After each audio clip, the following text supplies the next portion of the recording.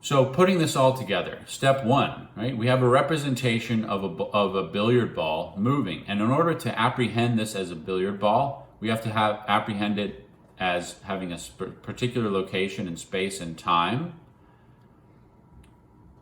And we have to apprehend it according to recognition in the concept. We see it as one thing. We then see two things bumping into each other and having a causal relation. So here we're applying both apprehension and intuition and recognition in the concept to the two of our types of synthesis. We're also applying the third one, reproduction in the imagination, because as we see the billiard ball bumping into the second billiard ball, we're retaining the first billiard ball moving, so that we remember, oh yeah, the first billiard ball was moving. Now I see it colliding into the second billiard ball, and now I know that the second billiard ball is going to start moving too. So we're using those three types of synthesis to organize all of these representations into a coherent experience of seeing a billiard ball hit another billiard ball and so on. So synthesis is grouping everything together into a coherent train.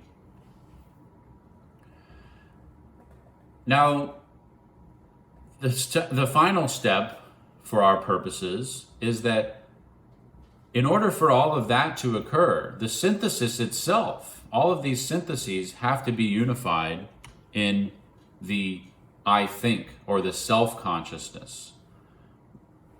All of these have to have a unity of taking place in one mind. So our syntheses unify the representations into a coherent train of experience, and the I think unifies all of our coherent trains of experience into one mind or one self-consciousness. And Kant argues, without self-consciousness, none of this would appear at all, because I would have no conception that anything was being represented to me at all. Moreover, I have the experience of always being the same self-consciousness. Even as my experience changes over time, it's experience for me. So that's why he says the I think must be able to accompany all of my representations. Otherwise, the representation would not be manifest at all. So all of that, to simplify all of that and summarize what we've said, here's the basic train of argumentation. Without the power of synthesis unifying each representation into a unified sequence, and without the self-consciousness of the I think unifying all the sequences into one mind, there would be no knowledge at all. So ultimately, Kant argues the I think, or the transcendental unity of apperception, is the ultimate foundation of all knowledge. That's the transcendental self-consciousness.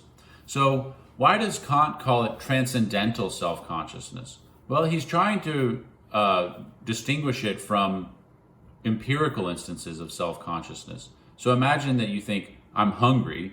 Well, that's an empirical instance of self-consciousness. You're aware of yourself as being hungry in this empirical experience. But that's not what he's talking about with self-consciousness. What he means by self-consciousness here is simply the unification of all of your experiences into one mind. So it's part of the form, not the content or the matter of your experience.